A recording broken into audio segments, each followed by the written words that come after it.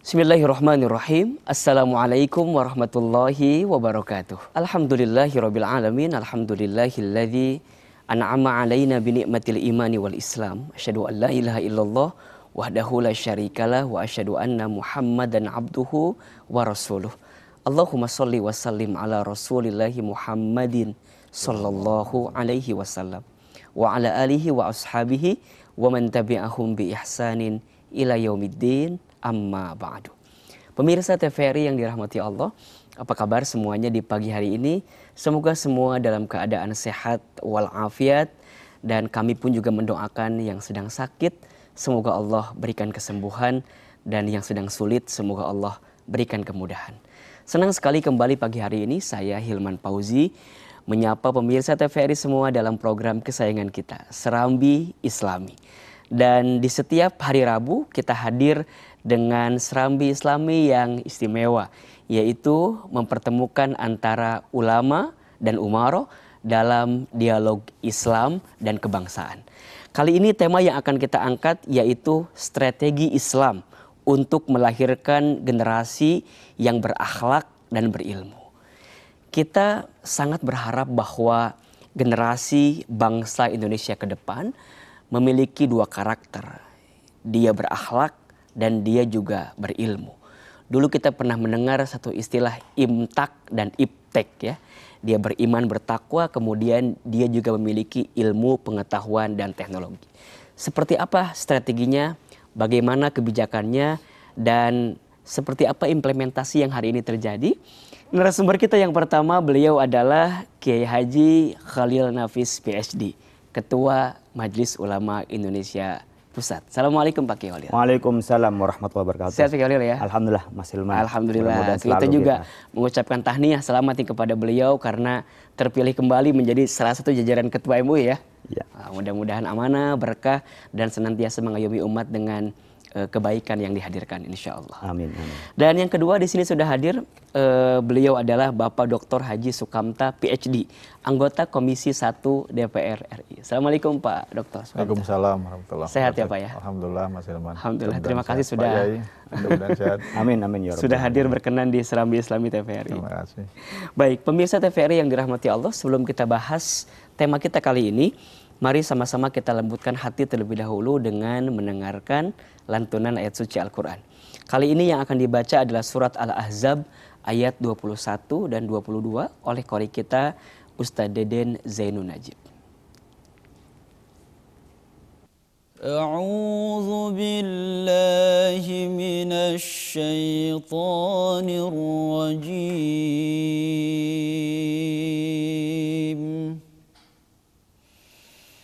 Bismillahirrahmanirrahim.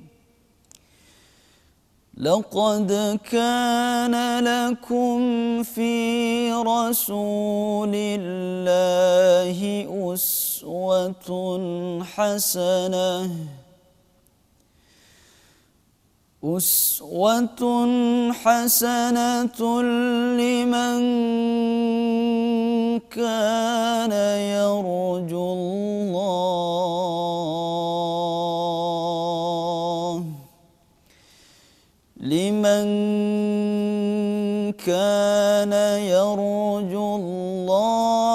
wal yawmal akhir wa dzakarallaha katsiran. Walamma ra'al mu'minuna al-ahzaba qalu hadza ma wa'adana Allahu wa rasuluhu. قالوا هذا ما وعدنا الله الله ورسوله وصدق الله ورسوله وما زادهم إلا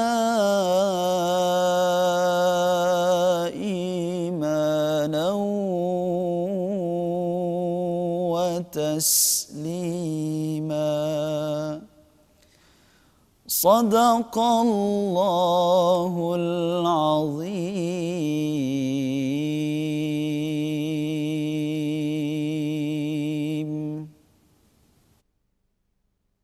Sadaqallahul azim, maha benar Allah dengan segala firman-Nya. Semoga lantunan indah ayat suci Al-Quran tadi mampu melembutkan hati kita dan mengawali aktivitas kita di hari ini lebih baik dari hari-hari sebelumnya.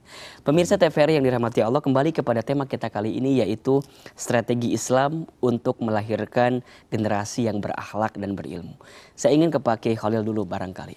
Pak Kiai Khalil, seberapa penting sih kita punya agenda untuk membentuk generasi bangsa ke depan yang berakhlak dan berilmu, dan kenapa ini harus dikaitkan dua-duanya gitu, nggak boleh salah satu gitu ya? Silakan Pak Kiai. Karena manusia ideal itu di dalam Islam adalah Rasulullah Shallallahu Alaihi Wasallam. Nah, Rasulullah sebagai uswah, maka kita ingin mencetak generasi yang sebagaimana Rasulullah, meskipun tak akan pernah sampai ya, tetapi itu konsep idealnya. Oleh karena itu Rasul itu khuluquhul Quran. Akhlak Rasulullah adalah Al-Quran. Artinya pribadi Rasulullah kalau pengen tahu Al-Quran berjalan, ya Rasulullah SAW. Nah, kalau kita merujuk pada ayat yang pertama turun di dalam Al-Quran adalah Iqra. Iqra bismi rabbikal ladzi khalaq, khalaqal insana min 'alaq, Iqra wa rabbukal akram alladzi 'allama bil qalam ila akhirih. Ketika Iqra membaca itu pintu dari keilmuan. Dan kita lebih mulia daripada makhluk yang lain karena kita berilmu. Wa 'allama Adamal asma'a kullaha tsumma 'aradahum 'alal malaikati itu. Jadi ketika malaikat juga yang menanyakan kepada Allah, kenapa kok yang jadi khalifah di muka bumi adalah manusia? Karena punya ilmu. Jadi kelebihan kita punya ilmu dari yang lain, dari makhluk yang lain, maka kita menjadi khalifah. Maka derajat kita itu karena kita berilmu. Ya, yarfa'illahu alladzina amanu minkum walladzina utul ilma. Dia amanu dan ilmu. Berilmu tidak beriman itu nggak bisa naik di mata Allah. Ya, beriman tanpa berilmu juga tidak bisa naik pada derajat yang tinggi atau takwa di sisi Allah Subhanahu wa taala. Oleh karena itu ilmu menjadi landasan, karena kalau tidak berilmu orang beriman itu menjadi asobiyah, fanatik yang buta, yang itu tidak baik. Nah, orang beriman tanpa dia berilmu, ya dia akan menjadi fanatik buta dan tidak terarah. Kalau berilmu tidak beriman itu bisa menjadi liar. Dia punya ilmu bukan membawa manfaat tapi merusak alam raya ini dengan ilmunya. Dia berilmu bukan membawa bagaimana manusia kepada yang lebih baik, tetapi bagaimana menghancurkan tatanan yang sudah baik. Ini karena ilmunya. Kayak orang pintar IT, dia bikin virus. Virusnya hanya untuk ngantemin punya orang. Kalau dia beriman, maka ketika pandai IT, dia akan membuat IT yang memudahkan orang lain bagaimana belajar ilmu yang baik, bagaimana ibadah yang mudah, bagaimana bisa memberikan fasilitas pada orang lain, hidupnya lebih mudah, hidupnya lebih berinteraksi, dan sebagainya. Nah, Iqra bismi rabbikal ladzi khalaq. Iqra membaca, bismi dengan menyebut nama Allah. Menyebut nama Allah itu dengan Iqra. Iqra juga dengan menyebut nama Allah. Artinya keimanan dengan keilmuan itu adalah satu yang paralel. Jadi jangan sampai didikotomis antara keduanya, antara ilmu dan iman. Nah, kalau ini sudah ada ilmu dan iman, akan menuju pada akhlak ini. Generasi Qur'ani yang berakhlak itu, berbudi dan bersikap baik. Jadi orang bersyariah itu perlu disempurnakan dengan berakhlak. Tidak cukup hanya bersyariah saja tanpa berakhlak, karena Rasul diutami makarimal akhlak. Kalau saya contohkan, kita bersyariah itu tutup aurat. Dari surah ila rukbah, itu syariahnya tutup aurat. Andaikan saya datang ke sini pakai celana jubrai sampai sini, terus pakai kaos oblong, saya bicara depan publik begini, sesuai syariah enggak? Sesuai, tutup aurat. Tapi saya nggak berakhlak gitu loh. Oleh karena itu saya pakai kopiah, bahkan kita untuk ciri keindonesiaan saya pakai batik gitu. Itu kan adalah akhlaknya. Oleh karena itu orang yang berakhlak pasti bersyariah. Yang bersyariah dalam arti hukum ya, karena syariah kadang-kadang dimaknai sebagai ad-din, agama.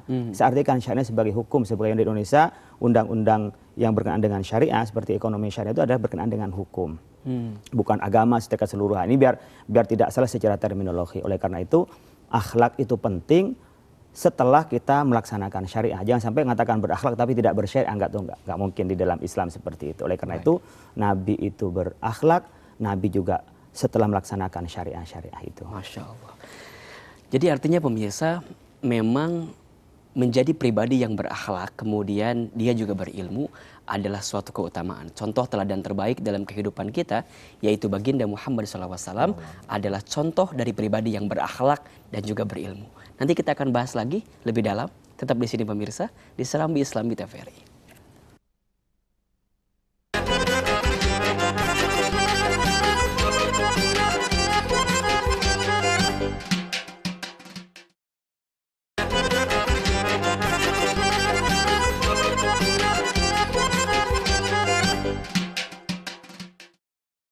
Terima kasih pemirsa masih bersama kami di Serambi Islami TVRI, media pemersatu bangsa.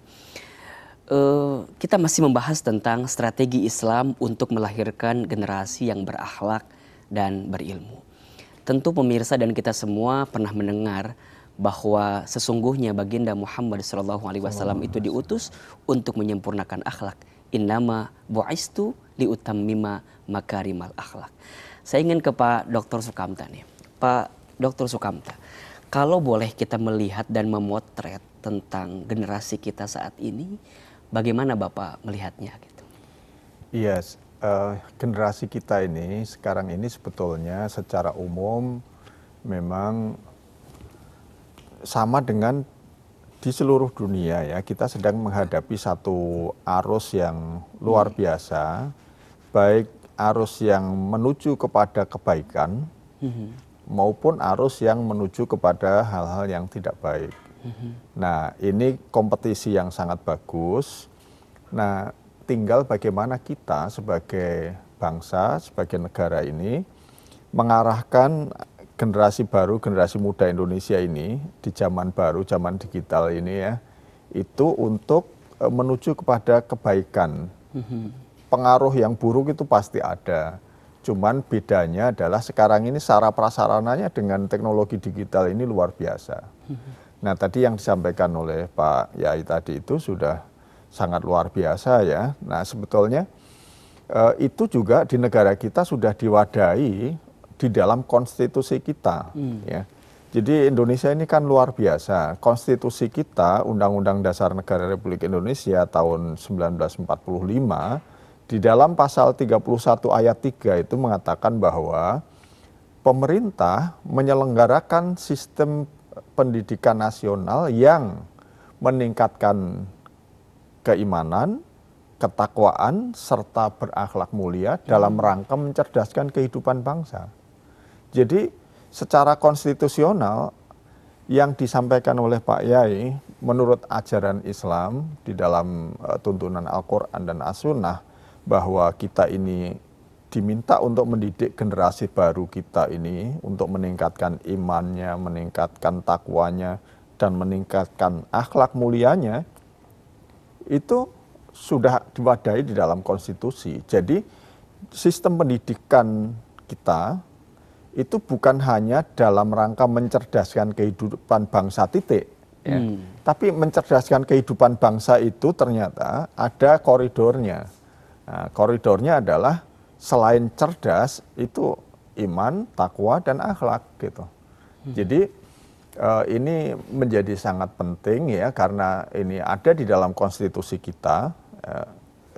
Lanjutan ayat itu adalah berdasar undang-undang ya, dengan undang-undang. Jadi perlu di dalam undang-undang kita, di undang-undang Sisdiknas itu juga sudah dimuat. Nah, tinggal bagaimana pemerintah, sebagaimana amanah konstitusi itu penyelenggara pendidikannya itu pemerintah, jadi bukan hanya swasta, bukan hanya pesantren, kewajiban meningkatkan iman, ilmu, takwa, dan akhlak itu bukan hanya kewajibannya sekolah-sekolah agama, baik pondok pesantren maupun sekolah agama yang lain, baik yang ada diakui di Indonesia ini, tapi itu kewajiban konstitusional kepada pemerintah. Nah, sehingga mestinya ini pemerintah kita di dalam menyelenggarakan sistem pendidikan nasional nanti terus didorong untuk konsisten itu. Dan itu tantangan yang sangat luar biasa hari ini karena tadi pengaruh teknologi dan budaya digital. Nah, sehingga kita harus dorong terus supaya adaptasi ya terhadap teknologi digital ini tidak menghilangkan esensinya, yaitu adalah meningkatkan iman, meningkatkan takwa, akhlak mulia dalam rangka mencerdaskan kehidupan bangsa itu. Nah, ini tentu butuh kreativitas para stakeholder semuanya.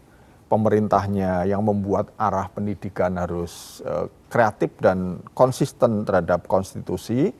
Yang kedua, para penyelenggara pendidikan di birokrasinya juga harus memahami dengan esensi perintah konstitusi ini dan kemudian menerjemahkan dalam kurikulum.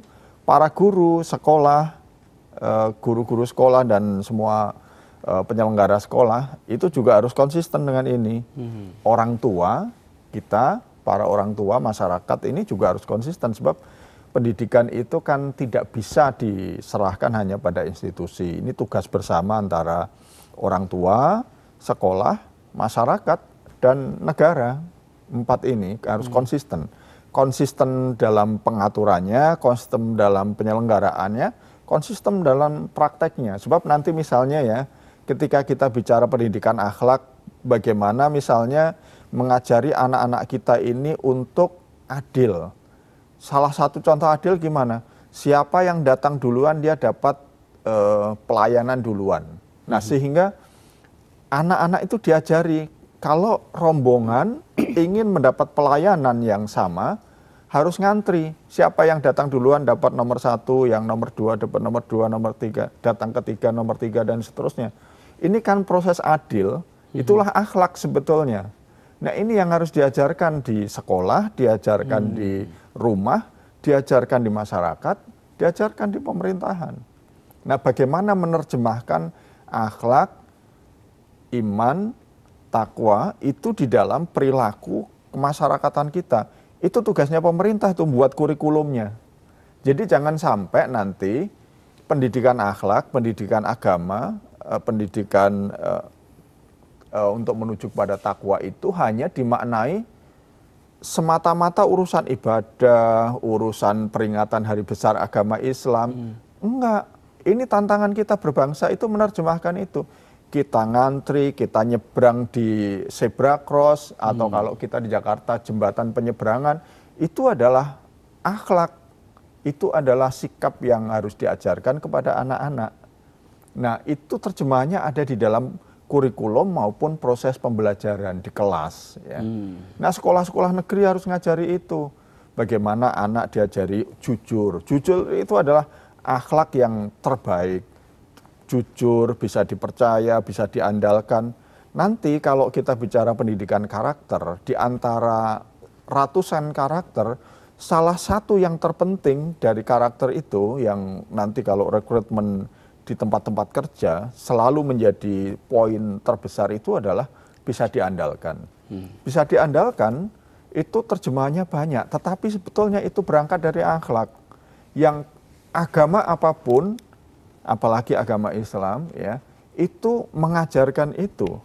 Nah, itulah yang harus digali, dirumuskan di dalam kurikulum. Bagaimana sih cara mendidik anak dari TK, SD, SMP, SMA sampai kuliah, sampai dia menjadi orang yang bisa diandalkan, bisa dipercaya, jujur, ya kan? Misalnya nyontek gitu. Nyontek itu peristiwa apa sih? Ini peristiwa yang membuat orang itu cheating, tidak jujur, tidak bisa diandalkan. Dan nanti kalau dia menjadi orang dewasa, anak-anak yang biasa nyontek, itu akan menjadi pencuri, pencoleng. Iya, betul. Ya, jadi ada gium bahwa ruang kelas kita hari ini, itu adalah wajah pemerintah kita 30 tahun yang akan datang. Masya Allah, tahan dulu nih Pak Dr. Sukamta ya. Jadi artinya begitu penting bagaimana membentuk generasi yang berakhlak.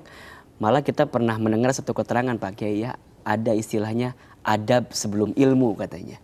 Nah, nanti coba kita akan diskusikan dengan Pak Kiai Khalil Nafis seperti apa untuk mengejawantahkan poin-poin tadi bahwa akhlak itu sesuatu yang harus dihadirkan sebelum daripada sekedar ilmu pengetahuan yang mungkin ditanamkan. Pemirsa, tetap di sini di Serambi Islami TVRI.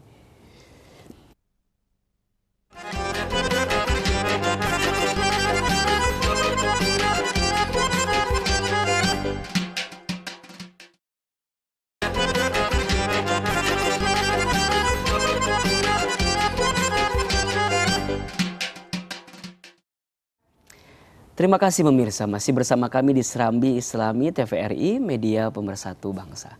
Dan kita masih membahas tentang strategi Islam untuk melahirkan generasi yang berakhlak dan berilmu. Saya ingin ke Pak Kiai Khalil. Tadi Pak Kiai Khalil mungkin kita sama-sama mendengarkan betapa pentingnya sebuah pendidikan itu bukan hanya mengajarkan ilmu pengetahuan gitu, tetapi bagaimana karakter akhlak itu ditanamkan gitu. Nah, berkaitan dengan ada istilah adab sebelum ilmu gitu. Saya ingin juga mendapatkan ya mungkin kisah atau pembelajaran yang pernah diajarkan oleh baginda Nabi kepada para sahabat dulu seperti apa gitu. Sehingga mudah-mudahan itu bisa ditarik dalam konteks kekinian gitu. Ya, saya pikir adab sebelum ilmu, artinya pondasinya lah sebelum bangunan itu. Jadi kalau ada bangunan, tidak ada pondasinya akan ambruk dia. Betul. Nah, begitu juga negara, itu kalau tanpa ada pondasinya ambruk. Negara itu pondasinya adalah agama, moral. Maka disebutkan ad-din wal mulku tau'aman. Negara dan agama itu dua sisi mata uang. Wad-dinu aslun wal mulku harisun. Wa ma la asralahu fa mahdumun wa ma la harisalahu fa dhai'un. Jadi agama dan kekuasaan itu bagaikan dua sisi mata uang. Dan agama sebagai pondasi, negara sebagai penjaganya. Kalau nggak ada pondasinya ambruk, nggak ada nilai, nggak ada akhlak, ambruk. Meskipun bangunan besar. Tapi begitu juga agama tanpa ada negara nggak bisa ditegakkan juga, hilang nilai-nilai itu. Nah, oleh karena itu kalau kita mengatakan adab sebelum kita belajar, artinya kita harus lanjut dengan karakter dulu. Jadi orang pintar itu kalau karakternya bagus, tambah bagus. Orang nggak gitu pintar tapi karakternya bagus, dia akan naik, akan lebih baik. Tapi orang pintar tapi tidak benar, lama-lama menggerus kepintarannya itu. Akan mencari legitimasi untuk membenarkan nafsunya. Jadi pendapatnya tergantung pendapatan. Ini yang bahaya kan. Jadi hanya mencarikan dalil dari setiap pendapat yang itu menghasilkan pendapatan. Harusnya kita punya pendapat karena punya dalil. Kalau orang punya karakter, saya nggak berani ngomong selain yang saya yakini apapun dan berapapun dibayarnya. Karena apa? Karena dia punya karakter. Sehingga kalau dia tidak punya karakter, ilmunya hanya dijual. Yashtaruna bi ayatillahi tsamanan qalila, karena nggak ada iman, nggak ada karakternya. Maka kalau katakan adab, mungkin orang mengatakan adab itu adalah sopan santun, itu diantaranya. Tapi sebenarnya adalah karakter sebagai mukmin, orang yang beriman, orang yang beradab itu adalah orang yang berakhlak. Akhlak diimplementasikan dalam Islam adalah ihsan. Ka'annaka tarah, fa illam takun tarah fa innahu yarak. Jadi yang menjadi implementasi kita seakan melihat Allah. Jadi kalau saya menjadi dosen atau saya bekerja, saya dagang, saya pejabat, saya ini mempersembahkan pekerjaan saya kepada Allah. Nah, kalau tidak bisa melihat Allah dalam hati kita karena memang tingkatan imannya masih rendah, minimal merasa diawasi. Ingat loh, nanti kamu diminta pertanggungjawaban di hadapan Allah. Bukan hanya nanti, sekarang aja Anda akan dikasih sanksi oleh Allah untuk diingatkan. Kan banyak orang dia dikasih nikmat lalu lalai, oleh Allah ditegur dengan berbagai cara. Allah tentu menegurnya. Bisa dengan jabatannya dicopot, bisa juga ada masalah nggak sampai dicopot tapi dia diingatkan oleh Allah. Banyak macam Allah memberikan peringatan. Oleh karena itu ketika bagaimana adab itu adalah karakter, saya memaknai karakter akhlak tadi, ihsan ditanamkan ya. Nah, Rasulullah apa yang dilakukan Rasulullah? Maka Rasulullah pertama kali membangun ya sahabat-sahabatnya ada iman. Iman itu karakter. Selama di Mekah nggak ada ayatul ahkam. Makanya surat-surat pendek yang menanamkan keimanan ketika di Mekah. Bagaimana iman itu menghujam. Tapi setelah itu nggak cukup iman. Nyampe di Madinah banyak ayat-ayat yang tibar terhadap umpamanya nabi-nabi terdahulu, umat-umat terdahulu. Ingat loh kalau Anda itu congkak, ini buktinya. Ingat loh, umpamanya Fir'aun nih kaum Ad, kaum Samud begini. Pada saat zaman Nabi Sulaiman begini dengan Ratu Balkis, itu menggambarkan Nabi Daud umpamanya Jalut dan Tolut seperti ini gambarannya. Anda jangan sampai melalaikan kepada Allah, Anda hanya ingat pada dunia, Anda akan ambruk di jalan, akan tidak kuat. Kadang-kadang kan kita ini saat baru-baru atau saat berjuang awal-awal itu kan solid. Ya, setelah dia duduk, keenakan lupa. Perjuangan dari awal itu yang dia berdarah-darah untuk menyampaikan idealismenya sampai dia duduk pada posisi tertentu karena ada idealisme iman tadi. Setelah duduk diberi banyak fasilitas lupa. Nah, akhirnya oleh Allah dicabut lagi gitu loh. Dan itu banyak terjadi pada kaum terdahulu. Perang Badar, perang Uhud, gitu kira-kira bisa menjadi gambaran bagaimana kita ketika rebutan ghanimah itu menjadi kehancuran kita gitu loh. Karena kita tidak pada konsisten pada niatnya. Nah, kalau kita punya karakter yang kuat tadi sebelum kita belajar yang diajarkan oleh Rasulullah SAW, yuk iman kuatkan dan Anda fastaqim, istiqomah. Nah, Anda jangan lupa istiqomah. Jangan hanya awal-awal, memang awal-awal itu membangun kayak idealisme. Wah, full. Apalagi masih melarat, masih berjuang itu biasanya solid, satu pendapat. Tapi ketika banyak pendapatan, dia udah beda pendapat masing-masing gitu. Nah, ini yang menghancurkan karakter kita. Maka adab itu diartikan adalah akhlak ya. Bagaimana kita tetap pada posisi karakter kita, idealisme kita. Nah, untuk membangun ke depan saya pikir pendidikan kita pendidikan karakter. Bukan pengajaran. Saya ingin membedakan pendidikan dengan pengajaran. Pengajaran hanya knowledge. Tapi pendidikan pembentukan manusia yang seutuhnya. Insanun kamil itu adalah pendidikan. Makanya pendidikan itu ada waktunya anak-anak kita tuh diajari yang sedikit sengsara. Panas-panas kadang-kadang diajari hal-hal yang seperti di pesantren. Diajari anak itu berdikari, mandiri, mengurus anak. Itu tidak pengajaran, tapi itu pendidikan karakter. Jadi dia survive dalam kondisi apapun anak itu. Tapi orang sekarang masuk pesantren nggak mau anak disuruh kerja begini. Saya kan udah bayar, kenapa disuruh mamahnya bersih-bersih? Kenapa anak disuruh masak bareng? Ada tukang masak kok gitu umpamanya. Ini contoh di pendidikan, karena saya punya pesantren kadang-kadang rewel kan. Wali murid itu. Kenapa disuruh bersih-bersih? Kita kan udah bayar, tinggal bayar tukang bersih gitu loh. Kalau menurut kita, Anda itu ya jangan dalin orang, dianggap orang pembantu. Anda itu selama bisa sendiri, jangan minta tolong sama orang lain. Minta tolong itu kalau Anda sudah nggak bisa. Jadi enggak minta tolong pada orang lain. Itu mengajarkan kemandirian. Nah, tapi kan ada kalanya tidak kuat orang tua. Dianggapnya itu kerjaan rendah, lemah, padahal itu pendidikan. Nah, yang sudah terbukti pendidikan pesantren di Indonesia, ya anak-anak itu tidak hanya di pengajaran. Terus ada profil yang ditiru, kiainya, ustadznya. Saya bisa banyak menemukan murid-murid umpamanya yang awalnya nggak gitu senang pada mata pelajaran tertentu. Ketika ustadznya atau gurunya itu bagus menyampaikan, memberikan harapan, berubah dia menjadi senang dan pintar. Jadi sebenarnya tidak pintar itu karena memang kadang-kadang gurunya, dan tidak banyak orang pintar itu mau jadi guru. Ya, tidak banyak orang yang berprestasi mau jadi guru itu nggak banyak.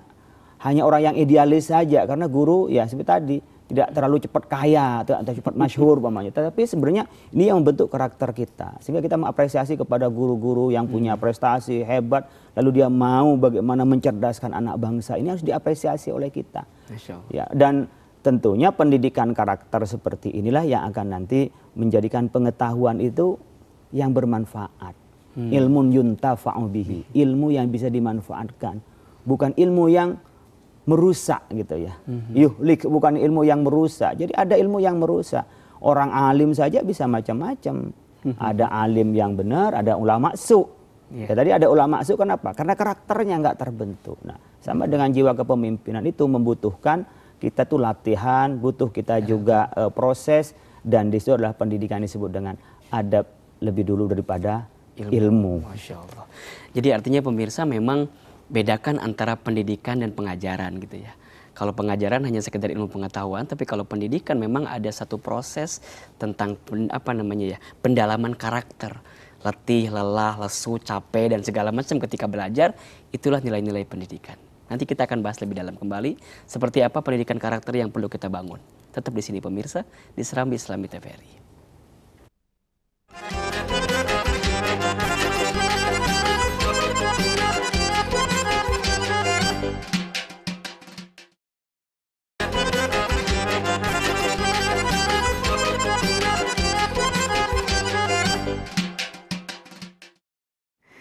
Terima kasih pemirsa, masih bersama kami di Serambi Islami TVRI, media pemersatu bangsa. Kita masih membahas tentang strategi Islam untuk melahirkan generasi yang berakhlak dan berilmu. Saya pernah mendengar satu kalimat bagus sekali. Kalau nggak salah dari Imam Syafi'i katanya, Pak Kiai Holil.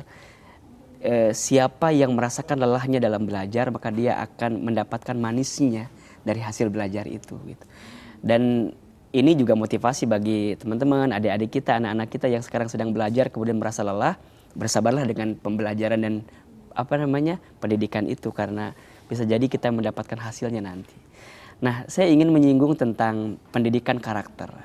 Kalau dari Pak Dr. Sukamta nih, apa yang bisa kita potret dari pendidikan di negara luar misalnya, yang mungkin bisa menjadi satu percontohan gitu ya, yang barangkali bisa diimplementasikan di negara kita untuk bisa mengupgrade generasi kita lebih baik secara karakter. Gitu. Iya, kita ini sebetulnya masyarakat kita ini mengalami evolusi dalam hal pendidikan karakter akhlak ini.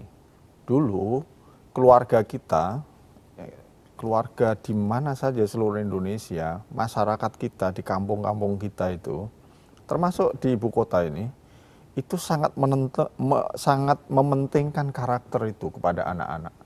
Jadi orang yang lebih tua usianya ikut mendidik anak-anak yang lebih muda, ya lebih junior gitu.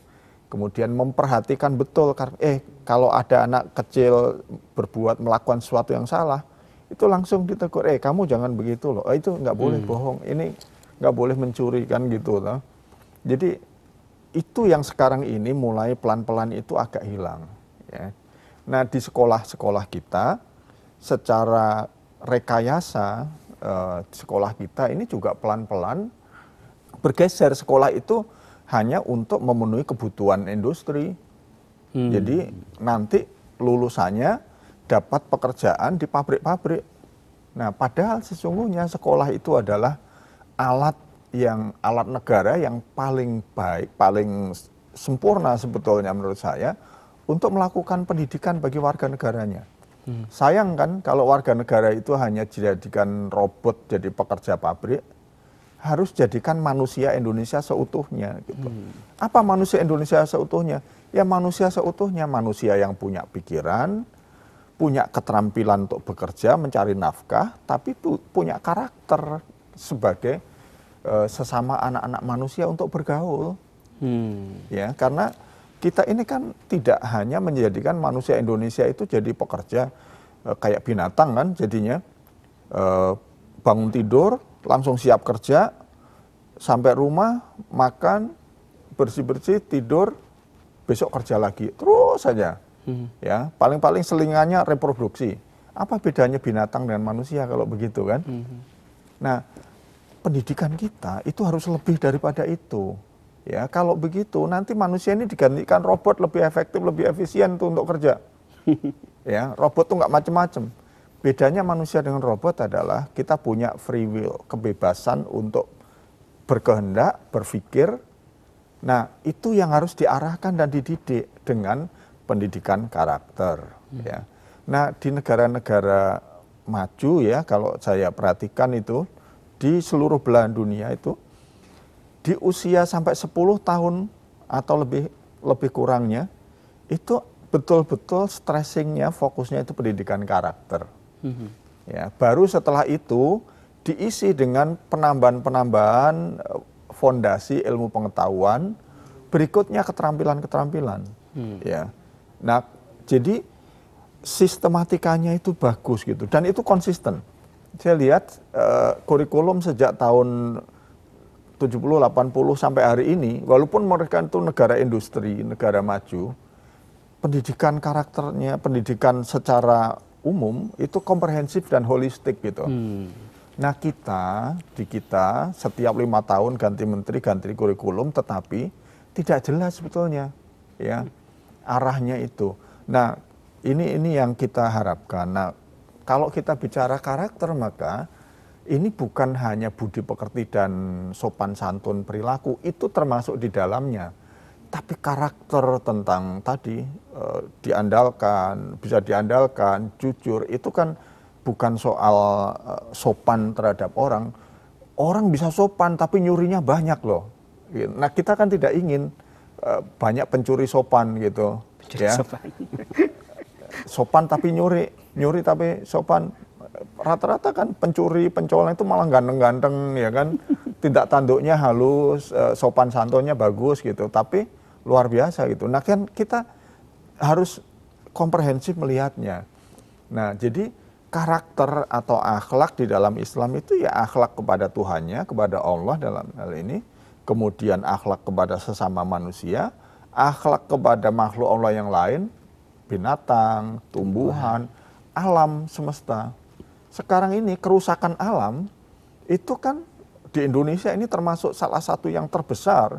Hutan-hutan kemarin kita dikejutkan oleh berita di Papua itu, pengusaha Korea diberikan izin untuk membuka lahan sawit dengan membakar hutan di Papua seluas kota Seoul, coba bayangkan, lebih luas dari kota Seoul dibakar untuk ditanami sawit. Itu akhlaknya kepada alam bagaimana? Karakternya kepada alam bagaimana? Ini bukan salah pengusahanya doang loh.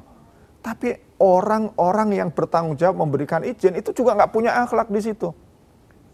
Nggak punya karakter. Nggak ada rasa simpati dan empati pada alam gitu. Dia mungkin hanya mengejar nilai tambah ekonomi saja. Nah, saudara, ini bagian dari pendidikan kita. Nah, betul yang disampaikan Pak Kiai, saya setuju sekali. Di dalam Islam itu kan ada tadris, ada taklim, ada tarbiyah. Itu kalau bicara haunya, bagaimananya. Ya, kontennya tadi, haunya ya dengan tarbiyah. Bukan hanya dengan taklim, transfer ilmu. Walaupun taklim bagian dari pendidikan juga. Bukan hanya tadarus, tadris, tapi tarbiyah. Ya, ada proses, nurture kalau orang Inggris bilang ya, pemeliharaan anak itu.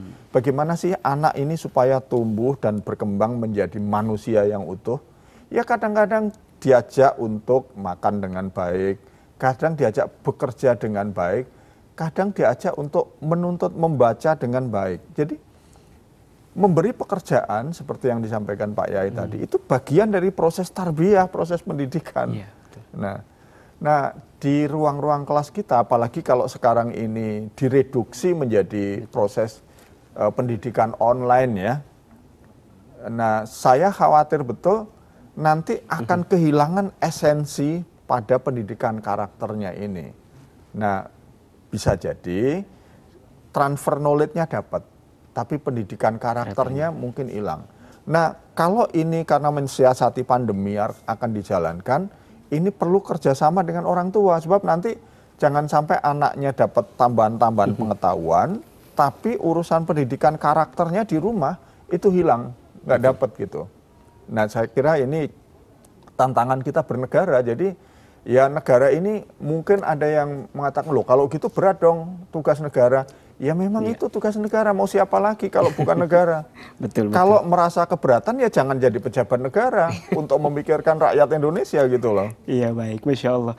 Dan memang pemirsa, ini statement yang tadi Pak Dr. Sukanto sampaikan jadi persoalan kita bersama gitu, apalagi di tengah pendidikan saat pandemi seperti ini ya. Banyak orang tua yang mengeluhkan dengan keadaan dan segala macam, termasuk juga mungkin kalau secara knowledge bisa mereka dapatkan, tapi secara karakter, sosialisasi kemudian menjadi hilang karena kondisi begini. Nanti kita akan coba ngobrol lagi seperti apa pengaruh digitalisasi itu dalam pola pendidikan kita ke depan. Pemirsa, tetap di sini di Serambi Islami TVRI.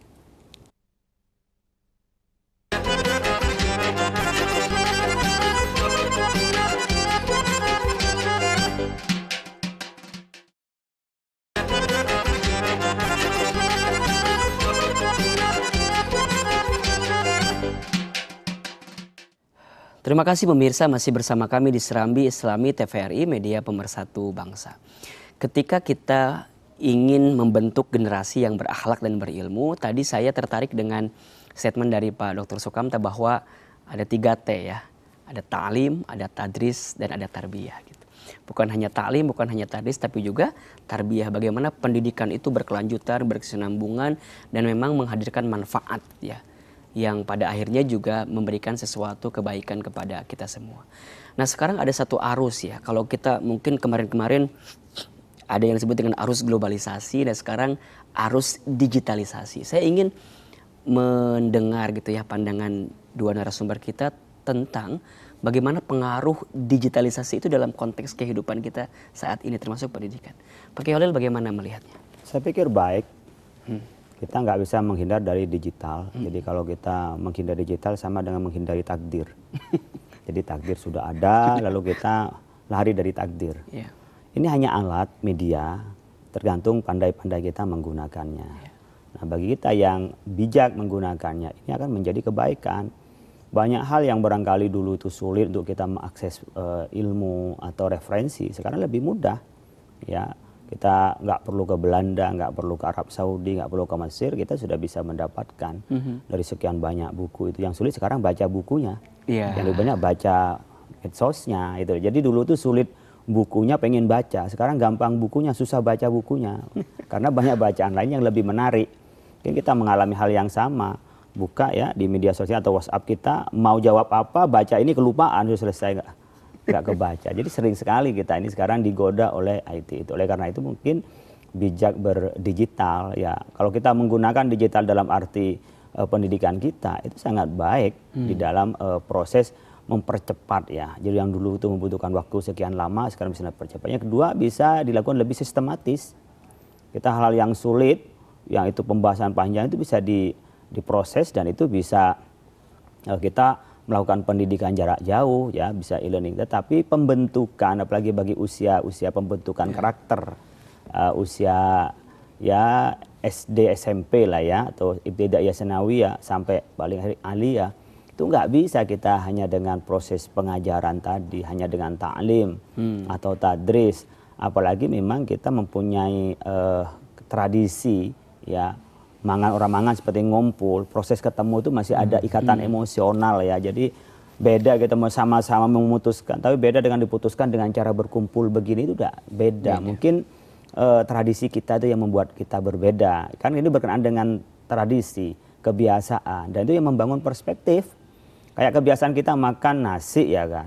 Dulu ada kelaparan tuh ketika haji, itu bukan karena nggak ada nasi, bukan karena nggak ada makanan, roti juga ada, cuma karena nggak ada nasi aja. Gitu kan. Karena kita kebiasaan makan nasi, ini kebiasaan kumpul-kumpul terus nggak kumpul-kumpul, itu kita beda rasa, dan rasa itu yang membentuk terhadap karakter kita. Jadi kita makin senang kumpul-kumpul. Oleh karena itu digital sangat positif dan baik untuk penggunaan yang pengajaran itu, tetapi luring itu masih diperlukan untuk pembentukan karakter kita. Betul. Pak Dr. Sukamta bagaimana melihatnya? Ya, saya setuju dengan Pak Yai. Jadi memang digital ini kan bagian dari perkembangan teknologi, bahkan bagian dari budaya. Ini akan menjadi masa depan kita, masa depan ekonomi kita, masa depan teknologi kita, bahkan masa depan secara sosial, secara politik, semuanya ya. Ini tidak bisa dihindari, dan namanya juga teknologi, manfaatnya sangat luar biasa besar. Nah, tergantung bagaimana kita ini memanfaatkannya. Misalnya sekarang di bidang pertanian, dengan teknologi digital ini sudah mampu mengubah padang-padang gersang dan tandus yang dulu itu tidak bisa ditinggali makhluk, jangankan manusia. Sekarang bisa menjadi lahan pertanian yang paling produktif di dunia. Menanam padi, menanam buah-buahan, semuanya bisa dilakukan dengan bantuan teknologi digital. Karena dengan bantuan teknologi digital itu, orang akan bisa mengetahui kapan tanaman itu butuh air, berapa banyak, butuh nutrisi apa, kapan. Terus bisa dilakukan, sehingga air itu tidak boros seperti di tempat kita kan, digelontor air terus-menerus. Diberikan 1 titik, 2 titik pada waktunya, sehingga tanaman itu tumbuh secara optimal. Itu bisa dengan digital. Pertanyaannya dalam konteks pendidikan kan begini, kalau itu akan kita buat di Indonesia, bagaimana mendidik insinyurnya, insinyur pertaniannya? Apakah itu cukup di perguruan tinggi, atau harus disiapkan sejak SMA, SMP, SD, TK? Nah, pertanyaannya kan bagaimana caranya kita ini mendidik anak-anak kita menggunakan teknologi digital untuk hal yang konstruktif. Itu kan di bidang pertanian. Bagaimana dengan pendidikan agama, bagaimana pendidikan yang lain. Nah, sementara jagat digital itu isinya segala macam ada gitu loh. Mulai dari yang baik-baik, kitab suci Al-Quran di situ segala macam ada apa namanya terjemahannya segala macam ada, macam-macam khot kaligrafinya ada, hadis yang kutubus sittah itu ada semuanya. Mau cari yang bahasa Arab doang, cari yang terjemahannya dalam bahasa apa saja ada gitu loh. Tapi sampah-sampah digital yang lain juga ada. Kalau dulu ada juga, tapi nyari setan itu susah dulu, ya kan? Kalau sekarang semua ditaruh di meja kita, di tempat kita ini. Kita mau cari yang baik atau cari yang buruk. Nah ini kan butuh karakter nih, godaan nih. Bagaimana kita kokoh mencari yang baik-baik dan meninggalkan yang buruk, itu akhlak, perlu karakter. Nah pertanyaannya kan bagaimana cara mendidiknya? Apakah anak-anak kita itu bisa dengan sendirinya pasti mencari yang baik, menggunakan dengan cara yang baik? Kalau dia tidak diajari dengan baik, ya enggak. Kalau dia tidak diajari oleh sekolah, enggak diajari oleh orang tua atau orang yang lebih tua, dia akan cari di jalanan. Mungkin akan nemu sekarang ini segala macam sampah ada di situ dan pasti menarik itu. Nah, ini butuh karakter, butuh akhlak nih. Bagaimana? Ini tantangan sekolah, tantangan negara, tantangan orang-orang tua. Bagaimana mengajarkan anak masuk ke dalam dunia digital dengan baik dan selamat. Gitu. Kalau tidak, ini habislah kita ini ya. Generasi-generasi yang berakhlak baik, berkarakter baik itu habis nanti. Ya. Nah, ini tantangan luar biasa. Sementara tantangan yang lebih besar adalah generasi tua ini rata-rata masih gagap dengan teknologi ini. Jadi ada yang menganggap ini musuh. Isinya setan semua, nggak ada malaikatnya. Jadi harus internet digital tuh harus dihindari, nggak boleh masuk nih, gitu. Sekolah nggak boleh bawa HP, sekolah nggak boleh bawa internet, nggak disediain internet gitu. Padahal kalau dia tidak disiapkan, dia akan masuk ke internet dari temennya, dari cari di warnet, ketemunya entah apa gitu loh. Nah ini luar biasa tenang. Baik, jadi artinya bahwa digitalisasi itu bisa seperti pisau bermata dua ya, bisa jadi positif, tergantung bagaimana menggunakannya, tapi juga bisa jadi negatif, tergantung bagaimana cara kita menyikapinya. Disinilah pentingnya peran pendidikan untuk mengontrol, memanage tentang proses digitalisasi yang sangat luar biasa ini. Pemirsa, tetap di sini, nanti kita lanjut kembali di Serambi Islami TVRI.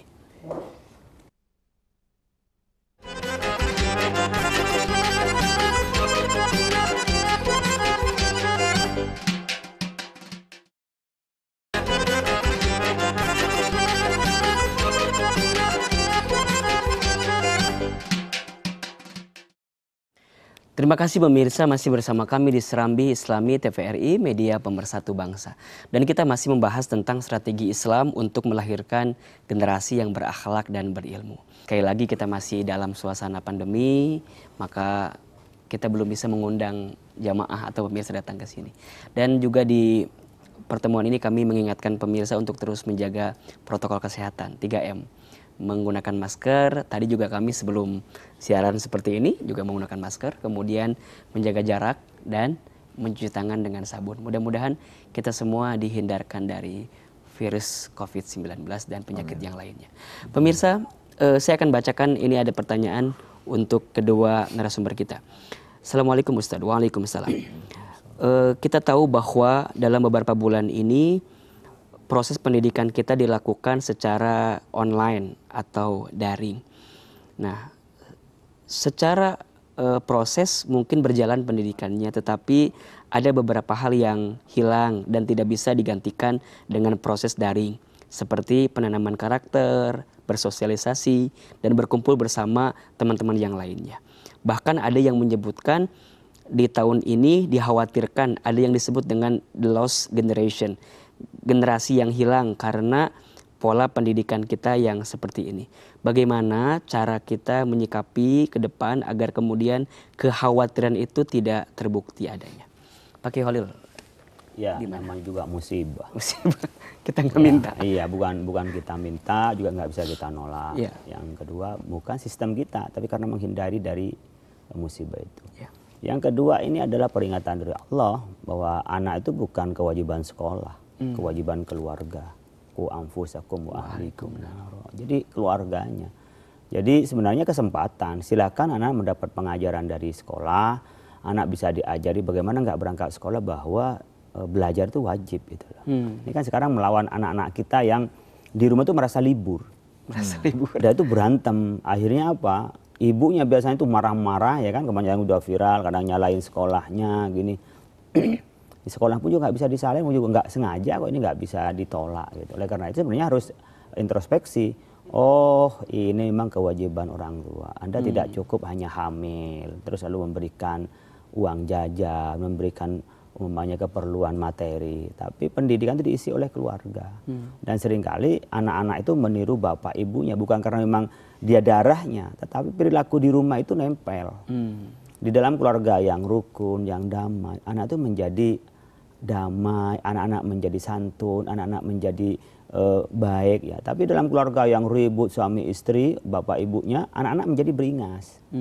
Oleh karena itu tanpa sengaja nyampe kepada anak kita dan pembentukan karakter di keluarga. Oleh karena itu pada saat awal anak-anak itu kita lahirkan ya 2 tahun kita itu baiknya adalah menyempurnakan susuan, adalah pembangunan karakter kan, gimana kasih sayang. Lalu kemudian pada usia anak-anak ibtidaiyah itu pada SD anak-anak itu bagaimana dibentuk karakternya yang kuat. Itu jangan diserahkan ke sekolah karena pendidikan yang utama adalah keluar di rumah. Dan yang bertanggung jawab di hadapan Allah itu bukan sekolah. Adalah orang tuanya, bukan sekolah. Guru itu atau kita, saya ketepatan profesi dosen ya. Jadi guru itu hanya menyempurnakan dari apa yang diperlukan oleh anak itu dari keluarga. Jadi bukan semuanya ditempatkan kepada guru. Tapi kalau nanti rumah tangga di keluarga nggak bisa mendapat pendidikan, kemudian di sekolah juga tidak bisa mendapat pendidikan, dia akan dibawa oleh teman sebayanya. Nah kalau teman sebaya ini tidak ada arah juga akan menjadi lost generation tadi. Gitu. Oleh karena itu saya menyambut baik ketika pemerintah kita pada tahun depan sudah bisa mulai dengan berbagai ketentuan-ketentuan, karena yang jelas pandemi ini belum hilang. Vaksin pun juga belum tentu juga efektif kan gitu kan, belum tentu juga, baru upaya-upaya. Karena yang memberikan musibah adalah Allah, yang mencabut adalah Allah gitu. Jangan kita hanya terpaku kepada usaha manusia, tapi juga tidak boleh kita hanya terpaku kepada Allah tanpa usaha manusia. Itu adalah Ahlussunnah wal Jamaah. Kita ini berakidah antara qadha dan qadar ya, antara kita Jabariyah dan Qadariyah, itu antara kita orang fatalism dan rasionalism yang hanya percaya pada akal. Wah, vaksin ini pasti bisa. Ya mungkin secara ilmiah, tapi yang memberikan adalah Allah. Tapi kita juga tidak bisa pasrah pada Allah tanpa upaya kita sifatnya kemanusiaan. Oleh karena itu pendidikan yang kita lakukan, mungkin kekhawatiran itu iya, tetapi ada keluarga kok, bukan sekolah. Apalagi sekarang ada homeschooling kan. Artinya memberikan bahwa keluarga bisa menyelenggarakan pendidikan sendiri. Betul. Pemerintah kita mengakui antara tadi bagaimana keluarga mematangkan kepada anak kita, pengajarannya tambahannya dari sekolah. Jangan dibalik, semua pendidikan anak diserahin ke sekolah. Keluarga hanya ketika dibutuhkan. Betul. Itu salah itu. Pak Dr. Sukamta bagaimana melihatnya? Ya, ini satu sisi yang disampaikan Pak Ya ini benar sekali. Satu sisi yang lain nih, ini juga setelah kita semua sebagai anggota masyarakat ini sadar bahwa pendidikan itu adalah pada asalnya tanggung jawab kita sendiri sebagai orang tua atau generasi yang lebih tua, maka negara sisi yang lain itu sebaiknya juga menyadari ini. Sehingga negara ini kalau sudah menyadari ini, nanti di dalam proses pendidikan maupun rekayasa sosial masyarakat itu harus mengakomodir ini. Gitu. Dan bahkan kalau perlu memfasilitasi. Jadi misalnya begini, kalau negara menyadari ini, maka di sekolah itu waktunya terbatas, maka sekolah itu perannya juga terbatas. Sekolah formal ya. Nah, kalau gitu, yang di luar sekolah ini kan tanggung jawab orang tua, harus dikembalikan kepada orang tua. Nah, beri kesempatan juga orang tua ini untuk mendapatkan pendidikan sebagai orang tua. Kan sekarang belum ada fasilitasi pendidikan orang tua. Dan juga jangan sampai orang-orang tua ini menghabiskan seluruh energinya, waktunya, tenaganya hanya mencari sesuap nasi, nggak sempat didik anaknya. Yang ketiga, kita juga harus mendorong, negara ini harus mendorong agar masyarakat itu punya daya tahan, tetap rukun, guyup, daya tahan kuat ya, punya daya tahan yang kuat untuk mendidik karakter generasi baru ya. Nah sekarang kan tantangannya begini, semua orang ini didorong, dirangsang melalui program-program entertainment, infotainment, semuanya diarahkan kepada materi saja, lupa pada karakternya, sehingga orang ini berlomba-lomba untuk cari materi, cari penghidupan saja, terus kering. Di masyarakat itu sekarang kan, kering kan, terus didorong individualis, anak-anak itu di kamar, di rumah, main game online gitu, karena tidak ada proses pendidikan. Nah sehingga anak-anak tidak mendapatkan pendidikan dari lingkungannya. Nah sehingga kadang-kadang teori karakter tadi yang diajarkan di sekolah sudah direduksi jadi pendidikan agama dan pendidikan moral Pancasila itu 2 SKS seminggu, sedikit sekali, jumlahnya kurang. Yang diajarkan kadang-kadang tidak sesuai dengan kebutuhan karena ajarannya hafalan-hafalan. Begitu mau praktek, yang diajarkan di sekolah beda prakteknya dengan masyarakat. Prakteknya suruh tertib, ngantri, ajaran yang baik-baik lah, memberi dengan tangan kanan, dengan akhlak yang baik. Di masyarakat beda prakteknya, nggak ada tempat pengantrian. Baik. Mau nyebrang dengan baik, penggunanya tidak mau memberi jalan untuk nyebrang gitu. Iya. Nanti di negara lain lagi gitu loh. Nah, ini tantangan yang sangat luar biasa bagi negara kita hari ini. Dan saya berharap betul ini para penyelenggara negara, pejabat yang menjadi stakeholder pendidikan, itu menyadari bahwa porsi yang diambil, birokrasi yang diambil, itu porsi yang sedikit, sisanya itu ditaruh di masyarakat, di keluarga, tapi fasilitasi juga oleh negara. Di beberapa negara itu sudah ada kementerian yang menggabungkan pendidikan dan keluarga. Nah, jadi pendidikan keluarga, rumah tangga itu jadi satu gitu loh. Kita tidak mau mengintervensi, negara itu mengintervensi sampai persoalan-persoalan individu, tapi tanggung jawab pendidikannya itu kan harus diperhitungkan. Baik, Masya Allah. Jadi artinya bahwa kondisi pandemi ini bukan sesuatu yang kita inginkan gitu. Tetapi ya keadaannya sudah seperti ini, maka kalau tadi kata pakai Khalil, para orang tua jangan mengeluh. Barangkali dengan pendidikan di rumah seperti ini menjadi ladang pahala terbaik bagi orang tua gitu ya. Sebagaimana melanjutkan dari firman Allah, qu anfusakum wa ahlikum naro. Pemirsa, tetap di sini di Serambi Islami TVRI.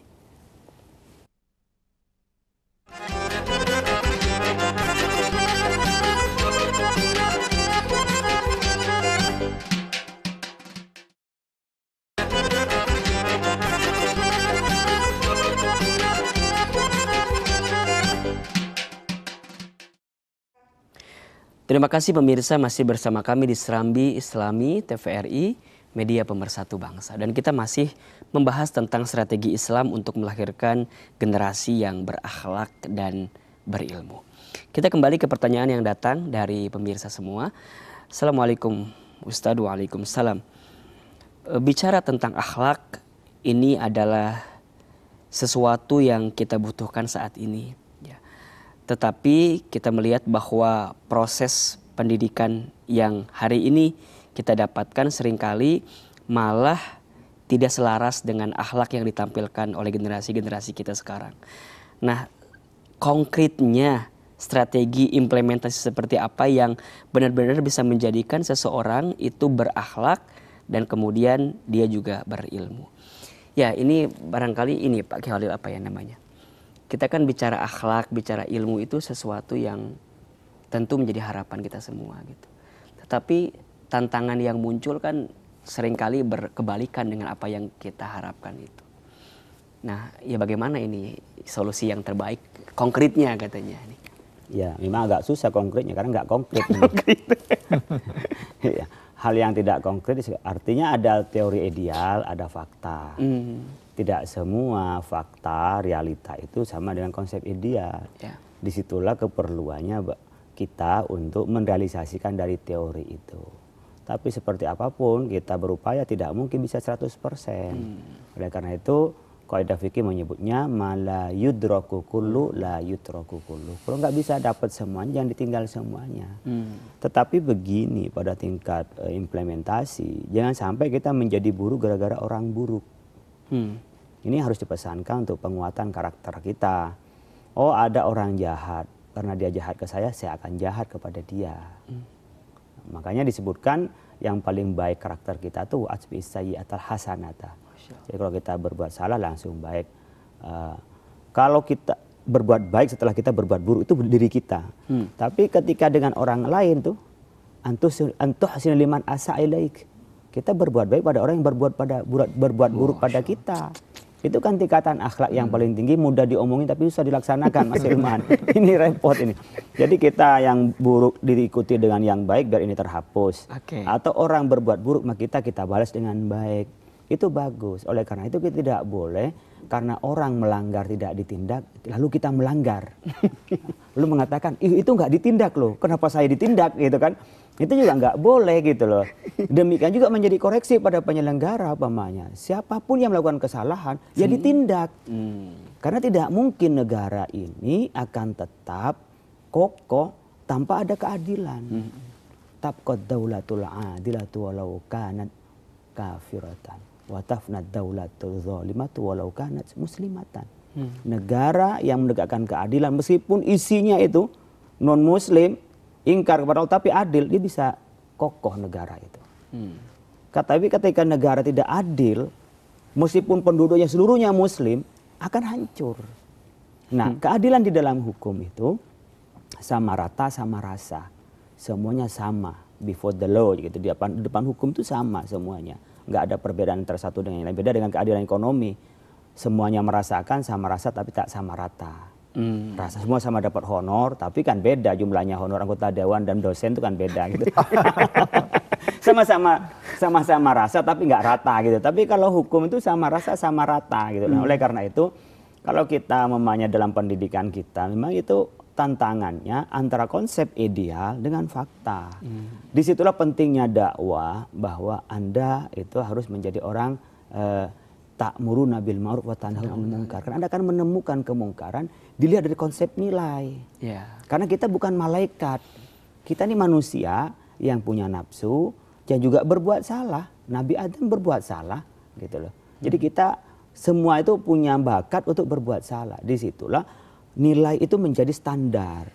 Salah dan tidak salahnya di tempat itu. Oleh karena itu memang kita dipaksa untuk realisasikan nilai-nilai dan teori itu. Tapi fakta itu akan selalu yang bertentangan dengan teori. Itu kewajiban seorang da'i sebenarnya. Nah, bisa nggak anak-anak kita tuh menjadi waja'anna lil muttaqina imama. Jadi imam pada orang-orang takwa dan itu menjadi leader. Masya Allah. Pak Dr. Sukamta nih singkat aja. Gimana nih mencikapi sesuatu yang tidak sinkron antara idealisme dan fakta yang terjadi mungkin? Ya, yang namanya dunia mesti begitu. Itulah pentingnya kita bekerja untuk menuju kepada idealitas dari kondisi yang tidak ideal itu. Nah, saya kira pendidikan itu fungsinya menyiapkan anak-anak didik kita untuk melihat realitas yang memang tidak ideal, ada baik, ada buruk, ini kok ini jadi begini, jadi buruk, ini kok jadi begini, jadi baik gitu. Nah, anak-anak kita diajari sejak kecil untuk membedakan yang baik dan buruk, benar dan salah, dan memilih yang baik dan benar itu. Nah, saya kira ini tantangan karena di dunia Islam, Indonesia termasuk saya kira di dunia ketiga, atau dunia yang sedang berkembang, itu rata-rata kita ini banyak koleksi teorinya itu banyak. Kalau bicara karakter, teori kita tentang karakter itu sangat banyak. Agama Islam itu, ya Al-Quran itu isinya akhlak semua, sunnah itu akhlak semua. Nah, tapi yang menjadi persoalan adalah penjabaran teknis di dalam proses pendidikannya, edukasinya. Misalnya jangan marah atau jangan mudah marah. Kalau Islam mengajarkan, Rasulullah SAW mengajarkan, la taghdab walakal jannah, jangan kamu marah, kamu nanti dapat surga. Orang yang kuat itu bukan yang nembak kuat, tapi orang yang bisa menahan amarahnya, misalnya menahan diri waktu marah. Tapi pertanyaan pendidikan, pertanyaan proses tarbiyahnya kan begini, bagaimana caranya mengajari anak-anak ini untuk menahan marah? Marah ini kan natural, semua orang punya sifat yang bisa marah. Tapi bagaimana marah itu marah tapi konstruktif? Artinya kapan kita marah? Bagaimana cara kita marah? Bagaimana apa yang boleh dan tidak boleh kita lakukan saat kita marah? Dan kapan kita menghentikan marah, gitu kan? Nah, kalau kita didorong, dirangsang untuk marah, dan kita pengen marah padahal itu untuk hal-hal yang tidak seharusnya marah, bagaimana mencegahnya? Nah, ini kan butuh praktek ya, bukan hanya teorinya, tapi butuh penelitian, butuh pengembangan riset yang dalam, kemudian diajarkan dalam bentuk kurikulum kepada anak. Bagaimana simulasinya? Ini menjadi tantangan yang sangat luar biasa bagi orang tua, bagi guru, bagi negara untuk menyediakan kurikulum-kurikulum yang betul-betul aplikatif dan sesuai dengan kebutuhan untuk pendidikan karakter. Baik, Masya Allah. Jadi artinya ini kalau kita melihat ada sesuatu yang belum ideal, ya jangan kemudian kita pesimis untuk tidak bisa menghadirkan kebaikan di dalamnya. Tadi kata Pak Khalil, kalau ada yang masih belum sempurna, jangan tinggalkan yang sedikit yang sedang kita perjuangkan ke depan. Begitu juga dengan pendidikan kita. Kalau belum sempurna, maka jangan dalam tanda kutip ya, jangan sibuk menyalahkan, jangan sibuk juga kemudian kita mencaci maki apa yang sudah ada. Tinggal kita sama-sama perbaiki. Ini kata Pak Dr. Sukamta, tugas semua stakeholder. Di rumah orang tuanya, di sekolah gurunya, ya, dan juga penyelenggara negara tentunya, ya, pemerintah untuk menghadirkan pendidikan yang baik dan benar. Nanti kita akan lanjut kembali pemirsa, tetap di sini di Serambi Islami TVRI.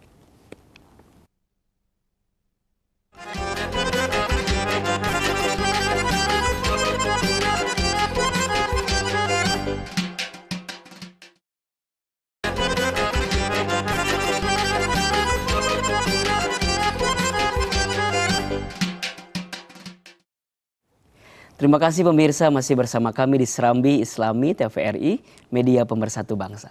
Alhamdulillah kita sudah masuk di segmen yang terakhir ini.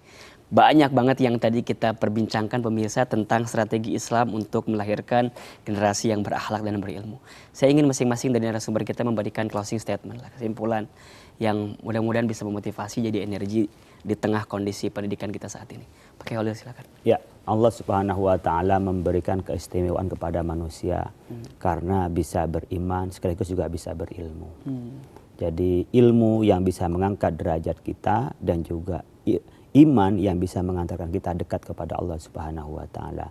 Oleh karena itu, kalau kita ingin menjadi orang yang mulia di mata Allah tentunya, kita harus berilmu dan kita harus juga beriman. Dan implementasi ilmu dan iman adalah pada akhlak kita.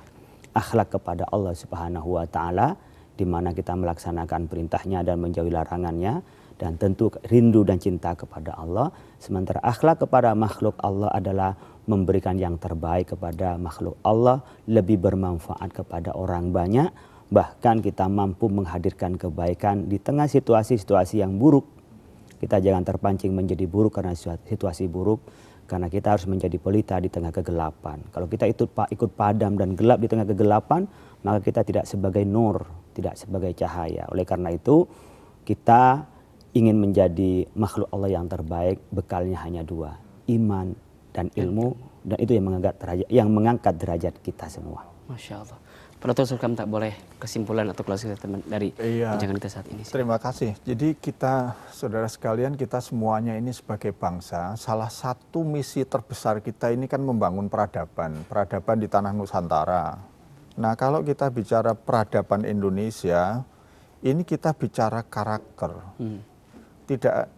Peradaban ini bukan hanya soal teknologi, bukan hanya bagaimana kita hidup dengan cara-cara yang canggih, tapi yang tidak kalah pentingnya adalah karakter dan sifat-sifat baik kita sebagai manusia.